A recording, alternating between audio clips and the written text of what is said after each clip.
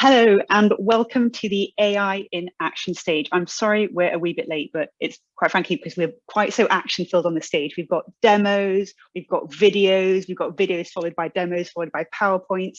So we were really throwing everything at the kitchen sink in terms of technical complexity. So apologies that we're a little bit late. Hopefully you haven't gone too stir crazy from the pretty funky elevator music that was playing. And if not, no one will see you seamlessly exchange your tea or coffee for the afternoon for that glass of wine or that gin and tonic. That is the benefit of doing a remote virtual conference.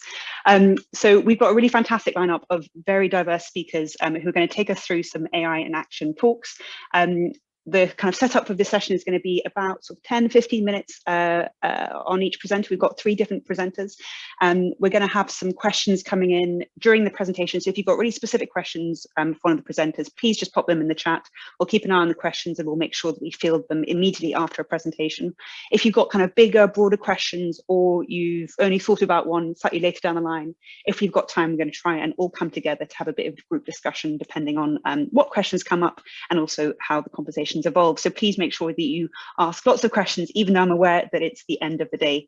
And of course, if you have been hanging out at AIUK all day, you'll be very aware that the hashtag is AIUK.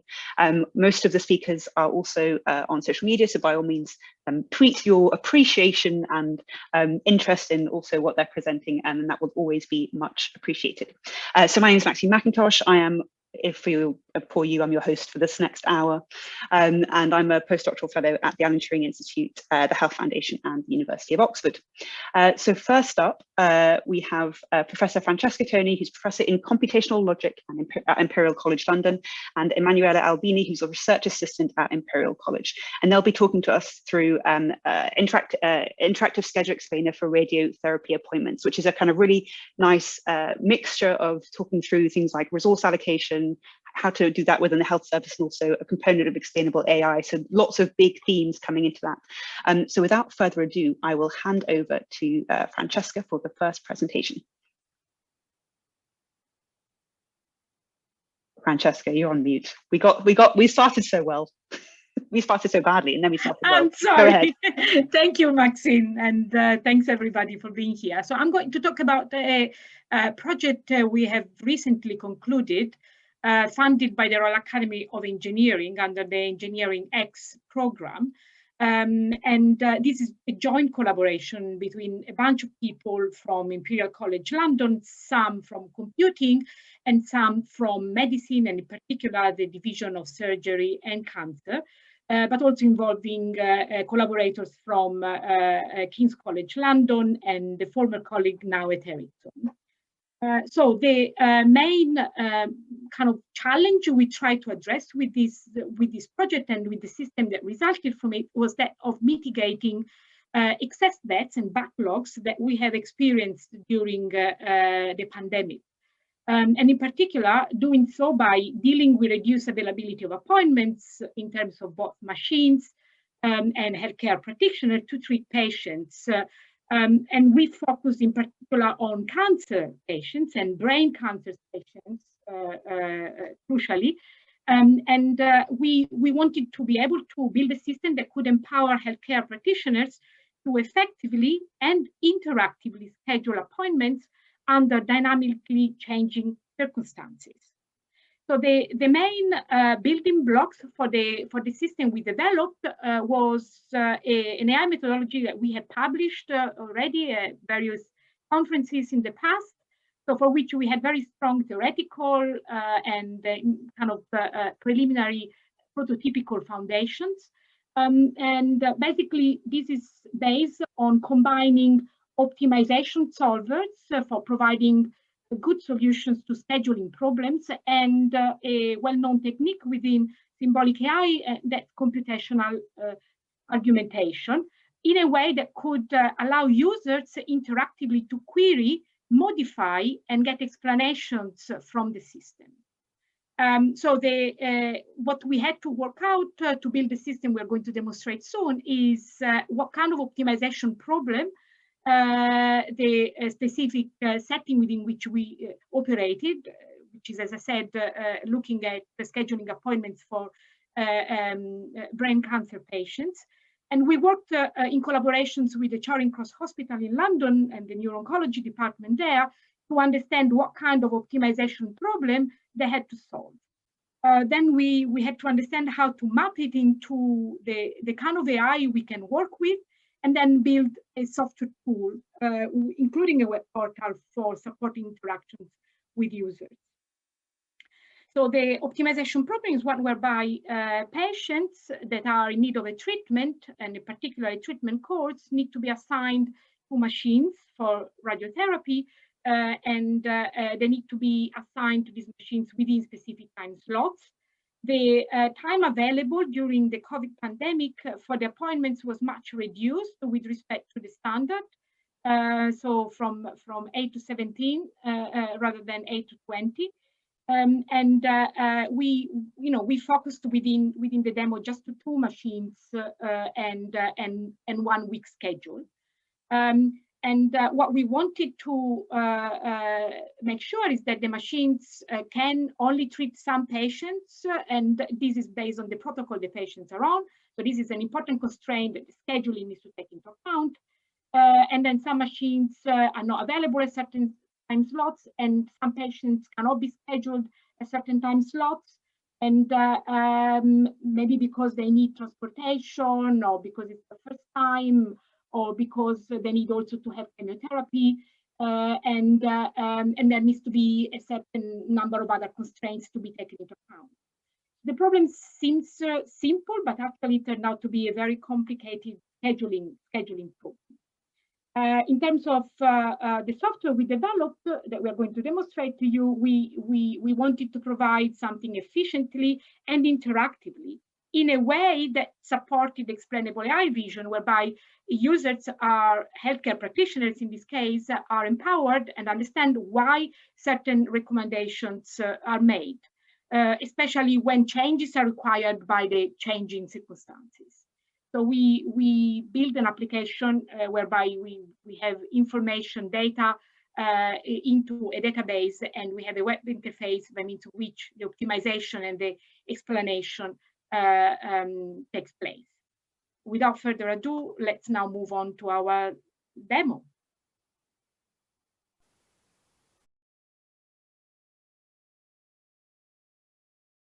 This is the main interface of our interactive scheduler. On the right, we have a weekly calendar view with the treatments on every machine. In this very simple scenario, we have only 2 machines, CX1 and LA9. We can also notice that there are some treatments that are highlighted in red. This is to indicate that those bookings have some problems in terms of the feasibility of their schedule. On the left, there is a list of such problems. And in the top right corner, there is an interface to optimize the appointments that have not been yet fixed. If we click on an appointment, we can see more details, as the duration of the treatment or the protocol that must be used to treat the patient. We can also see the scheduling problems affecting the booking, if any, as well as potential solutions that the system proposes us. The same information is shown in the left pane. In this case, the treatment cannot be delivered by the machine on which it was scheduled, and therefore the system proposes an alternative time slot. If we click on the proposed solution, the system will automatically solve this issue, and it will reschedule the appointment in another time slot. These kinds of treatment must be delivered on a daily basis. In the case of these 3 bookings, the 29th treatment in a course has been scheduled on the same day of the 28th treatment. The system is telling us that there is a problem, highlighting the affected appointments in red. To solve this issue, we can either ask the system an alternative time slot, as we have done before, or directly drag and drop the affected booking in another position. Some treatments have more constraints than others. For example, this patient has to be transported from another hospital, and she is receiving her treatment for the first time. This means that she can receive treatment only in certain time slots of the day, when transport are available, and when most of the staff is in service to solve any issue that could arise in her first treatment. In particular, for this patient, transports are available only between 9:30 and 3:30, but her treatment has been scheduled after 4. If we accept one of the proposed solutions, we can solve this issue. We can see here that the treatment is now in a viable time slot, after 9:30 and before 3:30. Our system can automatically schedule treatments, optimizing the usage of the available machines. In a real-world scenario, though, we want to limit this optimization to bookings that have not yet been communicated to patients. If there are no exceptional circumstances, we don't want to change a booking that has been already fixed with a patient. This can be easily done by fixing an appointment to a time slot and a machine. In this way, a booking will not be moved when the system optimizes the schedule. At any time, we can then optimize the schedule. Fixed appointments, highlighted here with a lock icon, will not be changed, while for all the other appointments, outstanding issues in terms of visibility of the schedule will be solved. Treatments will also be optimized in order not to waste machine time that could be used to treat more patients in need. In this demo, for simplicity, we only showed how existing bookings can be changed. But of course, the same can be done for new patients coming in. They will be inserted in the existing schedule, taking into consideration all the constraints that must be respected and trying to make the schedule efficient to accommodate the most patients as possible. Thanks for your attention, and if you have any questions, we are happy to answer them.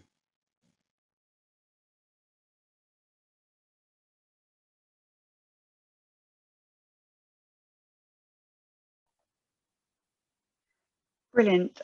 Thank you, Francesca. And I presume, Emanuele, that was your very, very good voiceover. I'd get you for podcasts as well. We haven't got any questions that have come in to the Q&A. Remember, there's no such thing as a stupid question. It's okay if you're here as an interloper and actually you're really just here to peruse and you don't know anything that's what's happened. Like, there's no such thing as a stupid question. So please feel free to ask whatever question you would like, be it now or be a wee bit later. But Emanuele, did you want to add anything after such a fantastic voiceover? I wanted just to thank you for the comment, Maxine. No worries.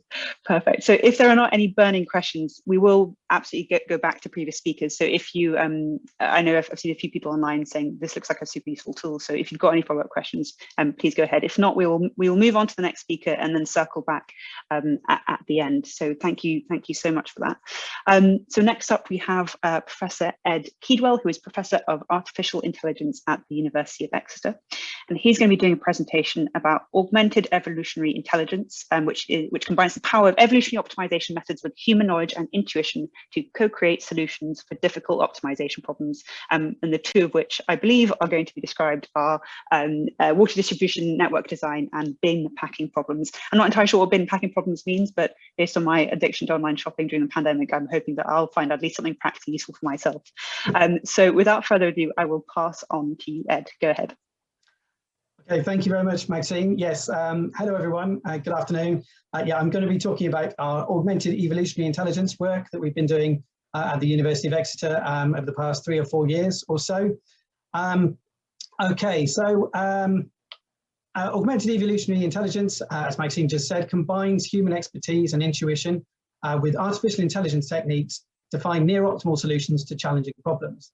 And the way that we do this is that we harness expertise through interaction with 3D and virtual reality models. You can see an example of that on the right-hand side here of one of our postdocs using the virtual reality client there. And what we do is we ask those experts to interact with those models, and in the background we keep track of their interactions, and then we can build machine learning models of their interactions with the particular model.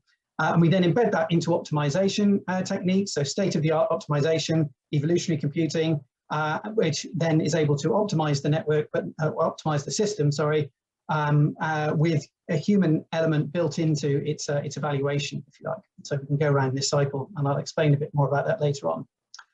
But just to wet your whistle, obviously we'd hoped to be in London to show you this in person, but here is Herman, one of our postdocs, using the virtual reality system. Hopefully you can see this. So he's selecting, in this case, it's a water distribution network optimization problem. And so you can see the reservoir up, so that cube up there, and it's connecting and the pipes are connecting the reservoir to the demand nodes, which are the spheres that you can see there. And hopefully you can see that Herman is walking around the model. He's able to move around and look at the model, and he's using this virtual clipboard to select assets and to select different choices for those assets. And he's able to see the performance change of the network in real time. And that's what these bars over the top of the pipes are doing. So you can see that they're moving at different speeds, they have different colors and different heights. And that's relaying to him the hydraulic information about what's going on in the network. So he's able to interact with that model in real time, and he's able to make changes and to make the model work more effectively. Okay, and so from that interaction data, from that interaction, what we're able to do is to record data. So we're able to record the asset that was selected, the change in diameter that of that particular pipe that Herman was selecting then. So we're able to select that and to record that information alongside other information about the status of the network itself. So how whether or not everybody is getting all the water they require, and the cost and the resilience of the solution that's been generated. So what we can do is we can record all of that information, and then we then pass it through machine learning techniques. We found that the random forests give us a very nice balance between a bit of explainability and also the accuracy and robustness that we need for an approach such as this. So we're able to build these random forest models, and then we're able to effectively replicate the human behavior in certain situations. So what we're doing is effectively creating a human surrogate. So we're able to capture that human expertise. We then build that expertise into an evolutionary computing system. So that's an optimization system that can search the space of possible designs for, in this case, it's water distribution, but there are others, as I'll show you later. So we're able to embed that knowledge into that evolutionary computing technique, and then it's able to search through the sets of solutions, but with a human preferences built in there. So it's able to understand what humans want from a particular system, and it's able to actually generate much better results as a result of that. So we then go around to the fourth circle on the cycle, as you can see here. So we generate some more optimized solutions, and then we can go back to the expert and ask them for some more data, for some more interaction, and we can sort of complete another circuit, another one or two circuits if we need to. What's key here is that because we build the machine learning model, is that we don't need to go back to the human every time we evaluate a new solution with our evolutionary computing techniques. So what we're doing with the machine learning model, we're effectively taking a lot of the grunt work out of humans interacting with these models on a far more frequent basis, which is what would be required otherwise. Okay, so I'm just going to show you an example of this in our 3D client, so rather than the VR. So here's a sort of typical view that you might have of a water distribution network. If you're an engineer, this is the plan view that you'd see in most packages. You can see that there's 3 reservoirs in this one, the cubes there, and you can see again the pipes connecting the reservoirs to the demand nodes. And a demand node is either a neighborhood perhaps, or a commercial client, for example, within a town or a portion of a town. And that plan view, obviously we can transform that by using our 3-dimensional visualization, and we can start to see the elevation of elements of the network. And we can see, for example, this is a gravity-fed network, so the reservoir is higher up, as you might expect. We've also innovated these pipe fins, so these show us the movement of the water out through the pipes. Hopefully you can see them just moving on the video, and it shows us other bits of information as well. So it shows us the direction of flow, shows us the velocity, and also the amount of flow going through the pipes. And if you remember from the previous video, I showed the green nodes are ones that are good, and those are ones that have the required pressure for our customers. The red ones are bad. And if we have a look at this situation, we can see why that probably is, because we have the reservoir here with a very small pipe that's connecting the reservoir to the rest of this network down this side. So through the interactive element, we can choose that pipe. We see that it's probably the biggest problem with this network. And we can look at the various options available to us here. So that's what you can see in the virtual clipboard that we have here. And for each one of those options, you can see the cost. So in this case, obviously, we're thinking about putting in a larger diameter, so that's going to be costly. But we can also see the benefits to the total head deficit and the network resilience. And we can go ahead and select 500 mil instead of 100 mil.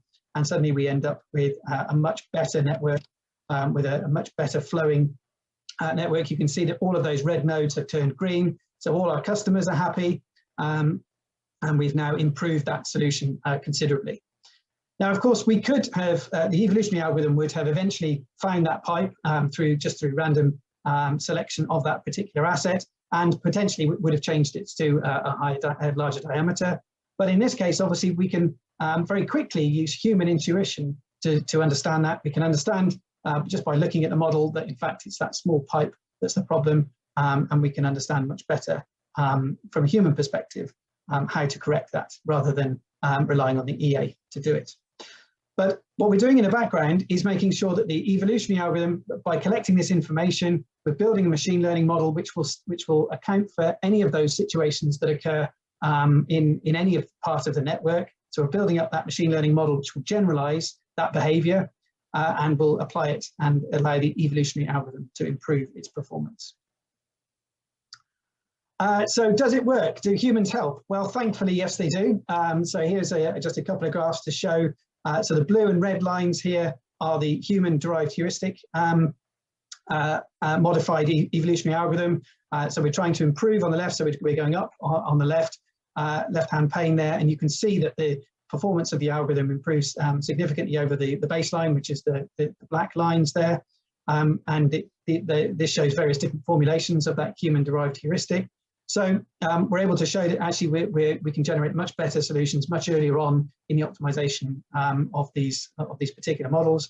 On the right-hand plot, we're aiming for towards the bottom of that one. We want to minimize that inverse generational distance. And again, you can see that the blue and the red figures actually, or lines, show us that the human-derived heuristics are really helping to drive that generational distance down and to actually get to the near optimal solutions. So we'll be glad to hear that human experts can help when we're looking at trying to optimize this particular network, so optimizing water distribution networks.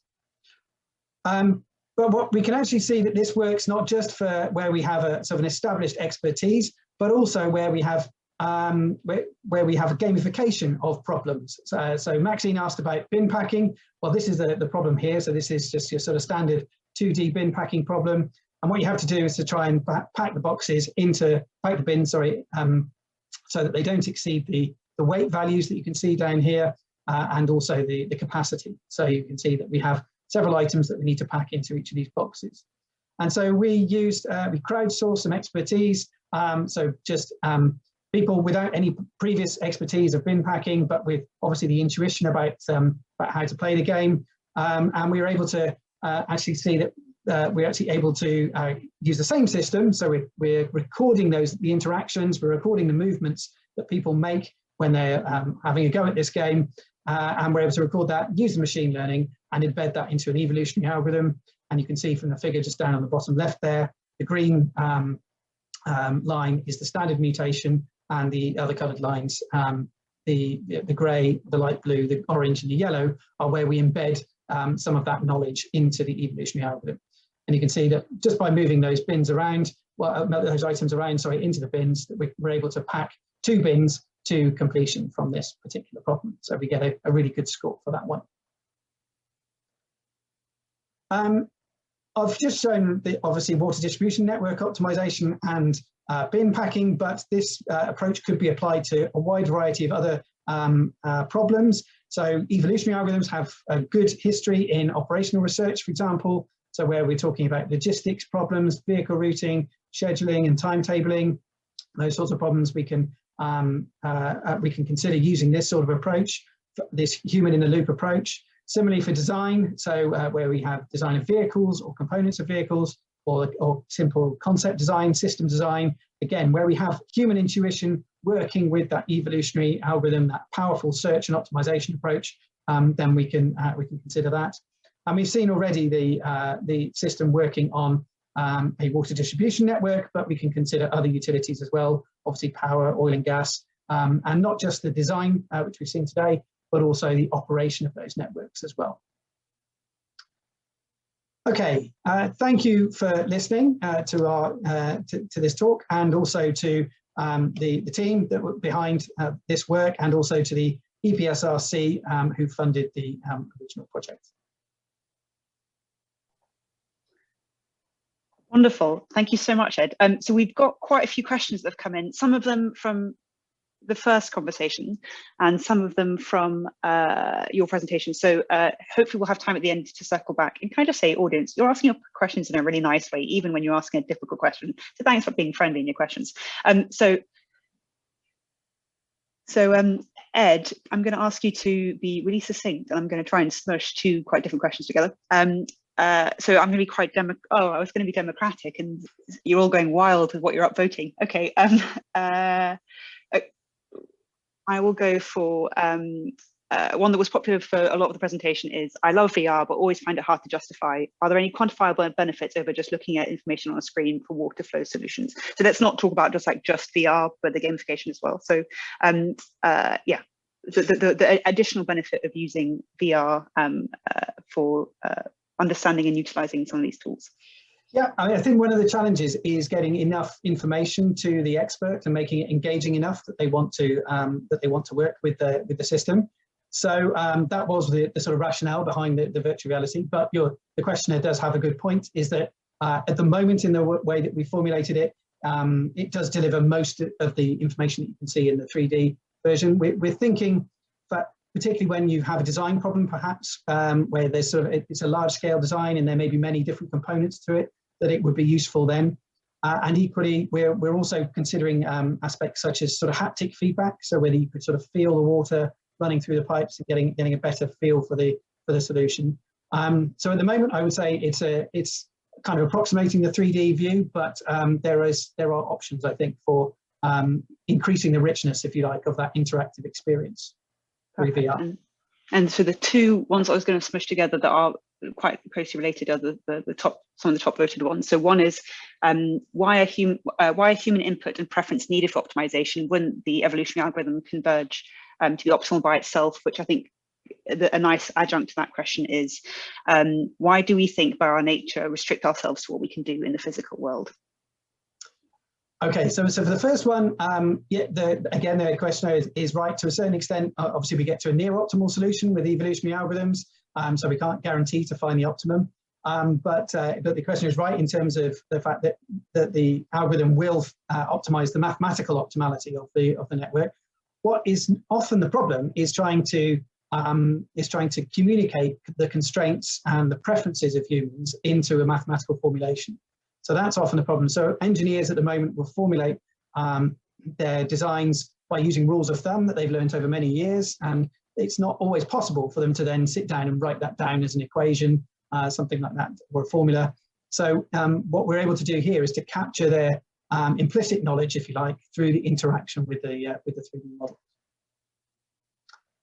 And I think I've forgotten the second question. Well, I was about to say, you know what, I'm going to have to, even though you're being beautifully succinct, and we've got loads of questions that have come in. So hopefully, even though we get held in this different virtual world to what you guys are in Hopin, and hopefully we can see those, and I'm sure the speakers will be more than happy to answer them after this. So thank you for all your questions, and keep them coming in just so that we can answer them. Someone has, Rory Morrison, you've been very helpful in saying question for Ed. If you've got a question for specific speakers, please do prefix your question with that, because we're getting a great soup of different questions. So last but not least, very excited to introduce Dr. Alex Casson, who's a reader in materials, devices and systems at the University of Manchester, and Dr. Lamias Hassan, who is a research fellow also at the University of Manchester.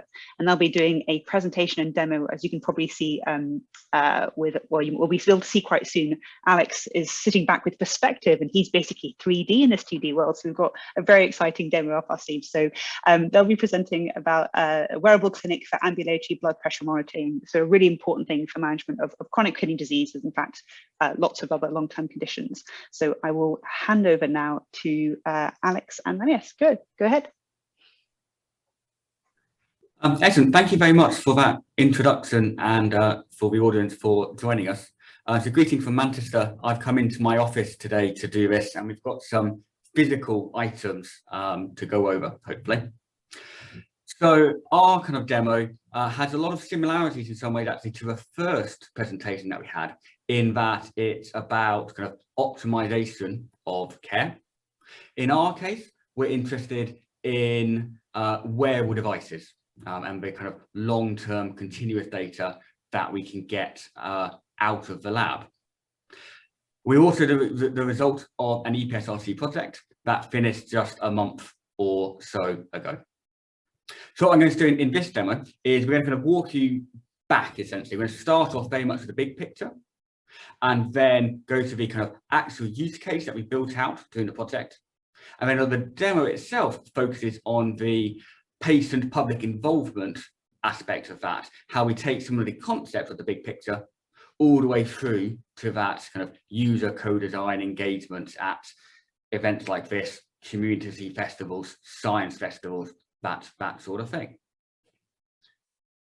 So the kind of big picture in terms of kind of wearable devices is to say that we want to use the data that we can now get out of the clinic. We want to use that to inform our kind of care decisions. And the kind of high level illustration that we have of that is on the screen here. And we were looking at conditions like serious mental illness, where it fluctuates. It goes, you have better days, you have potentially worse days. But critically, you have a relapse potentially at some point. And that's the kind of critical point at which you want to focus your kind of your interventions and your care. Similarly, but differently, for chronic kidney disease, it's a kind of condition where it gets gradually worse and worse over time until you hit that critical point, and then it deteriorates very rapidly, and that's where you need to focus your care. And of course, by and large, the healthcare system today doesn't take account of this. We had lots of stories from our clinicians, particularly for chronic kidney disease, user groups. They very much go in, have a 3-minute consultation, and it's kind of, yes, it's going okay. We'll see you again in 6 months. And just kind of regular kind of as clockwork appointments, treatment decisions. Whereas, of course, where we want to get to is using all of the kind of wearable data that we can now get, use that to move appointments, treatments, whatever it may be, forwards and backwards in time in order to really target the resources at those critical points. And of course, hopefully that will save NHS resources, but also save resources for the user, for the patient. It can be quite time consuming, quite burdensome to have to make a trip to a tertiary care centre. Now, of course, this is really difficult, right? There are lots and lots of non-direct machine learning questions in there about the regulations, about the safety, and so on and so on. So we didn't aim to build out a blueprint directly for this in the project. Instead, we worked up several different use cases to illustrate some of the underlying concepts. And the one we're focusing on particularly here is around blood pressure monitoring, where at the moment, if you put on a blood pressure cuff at the moment, it will take a reading probably once every 15 minutes on average. It can either do it on a fixed schedule, or it can do it on a pseudo-random schedule.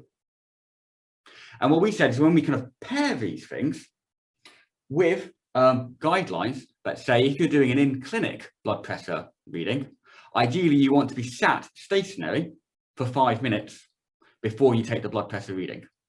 Because if you just come upstairs, if you've just been walking about, your blood pressure won't be representative of your kind of underlying baseline case.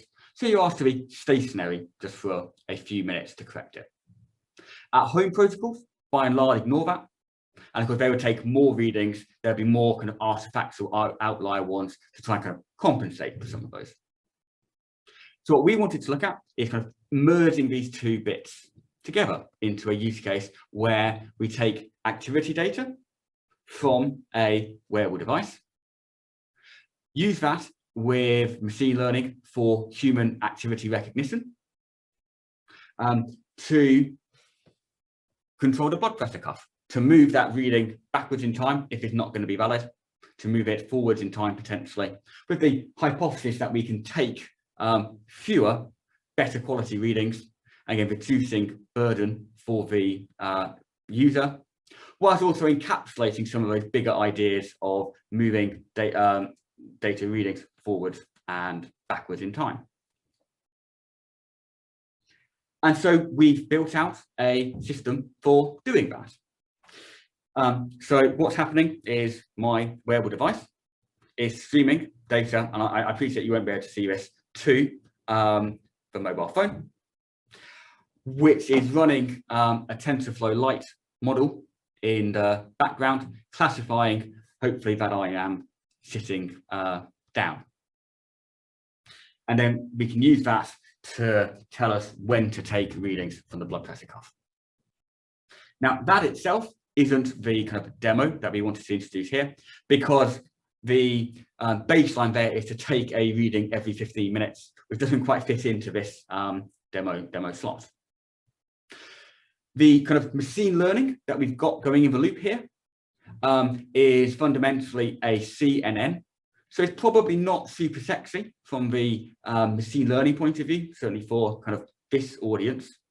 I think the really nice thing that we were trying to draw out in the Wearable Clinic project is some of those wider aspects.